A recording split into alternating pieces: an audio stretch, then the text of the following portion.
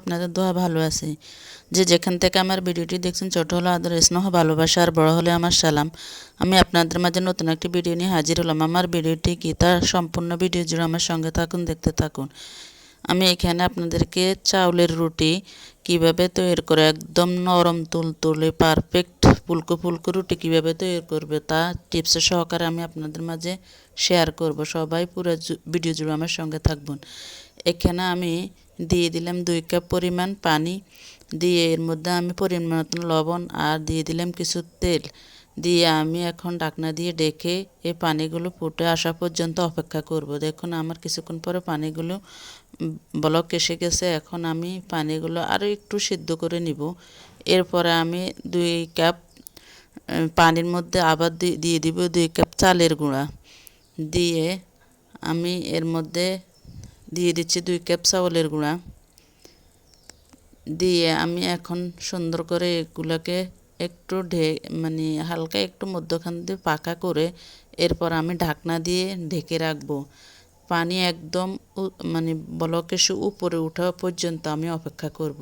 তাহলে আপনাদের রুটিগুলো একদম পারফেক্ট তুলতুলে হবে, কাইগুলো খুব সফট হবে আর রুটিও খুব সুন্দর হবে। তো আমি দেখেন বলক আসা পর্যন্ত অপেক্ষা করলাম, উপরে পানি একদম উতরিয়ে উপরে উঠবে, ততক্ষণ পর্যন্ত অপেক্ষা করব। আমি উপরে উঠে আসছে। এরপর আমি এখন একটা কাইমের সাহায্যে আটাগুলো একদম সুন্দর করে নেড়ে ডোটা তৈরি করে নিয়ে নিতেছে। দেখুন আমার একদম পারফেক্টভাবে পানি এবং পারফেক্টভাবে একদম গুঁড়ি দেওয়া হয়েছে।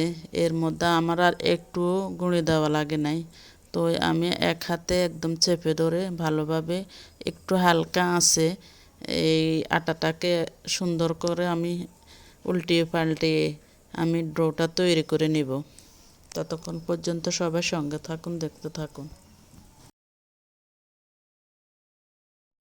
এই যে আমি হাত দিয়ে চেপে ধরে এখন এই আটার খামিরগুলোকে সুন্দরভাবে নেড়ে চেড়ে একদম সুন্দর করে আমি এই আটার ডোটা তৈরি করে নিয়ে নিতেছি। ততক্ষণ পর্যন্ত সবার সঙ্গে থাকুন, দেখতে থাকুন।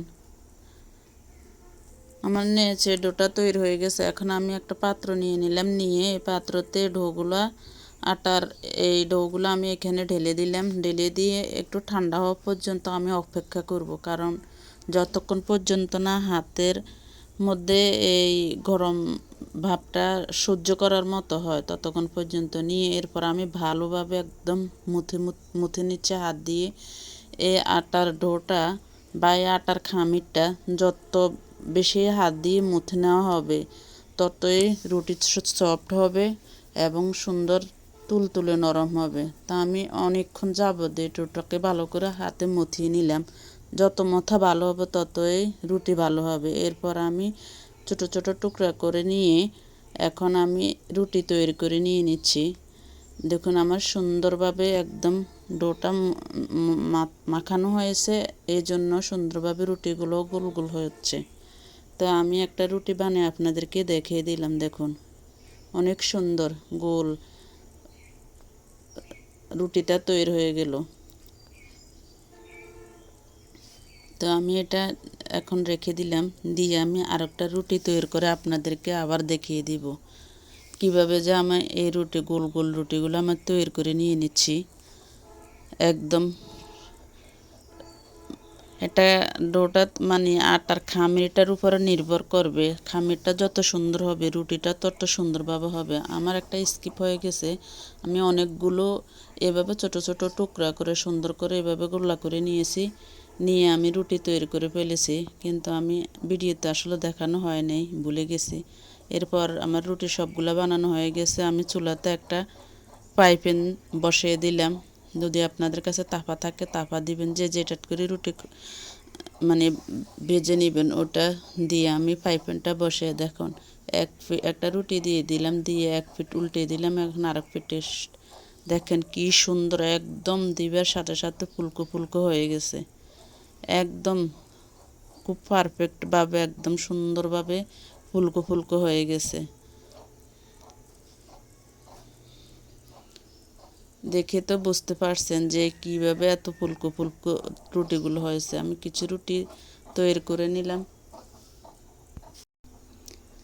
আমি যতগুলো রুটি তৈরি করলাম সবগুলো রুটি আমার একদম ফুলকো ফুলকো হয়ে গেছে।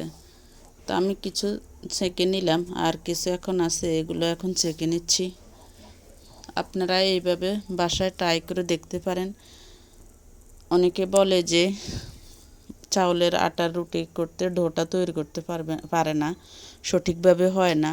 তো আমি যেভাবে যেভাবে করছি আপনারা ওইভাবে ট্রাই করে দেখতে পারেন। খুব সুন্দরভাবে একটা আটার খামির হয়ে যাবে। আটার খামিরটা যেভাবে যত সুন্দর হবে রুটিটা তত সুন্দর পারফেক্ট হবে এবং ফুলকো ফুলকো হবে। তো আমি যেগুলা তৈরি করছি আর বাকিগুলো এখন তৈরি করে নিতেছি।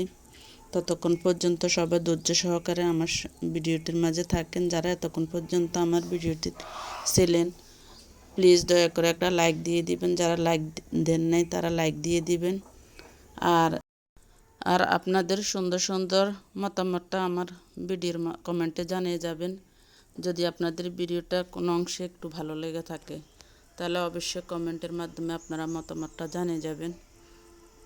আর যারা এখনও সাবস্ক্রাইব করেন না তারা সাবস্ক্রাইব করবেন। দেখুন আমি একটা রুটি একদম হাতে মুঠ করে আপনাদেরকে দেখিয়ে দিচ্ছি কীভাবে নরম সফট একদম তুলতুলে হয়েছে। দেখুন অনেক সুন্দর, অনেক ফুলকো ফুলকো, অনেক নরম। এটা অনেকক্ষণ যাবতও থাকবে, একটু শক্ত হবে না, নরম তুলতুলে থাকবে। তো যারা এখনও নতুন পারেন না তারা অবশ্যই এই টিপসটা ফলো করে আপনারা সুন্দরভাবে চাউলের আটার রুটিটা তৈরি করে নেবেন। আর এতক্ষণ পর্যন্ত যারা ধৈর্য সহকারে আমার ভিডিওটি দেখছেন তাদেরকে অসংখ্য ধন্যবাদ। আসসালামু আলাইকুম।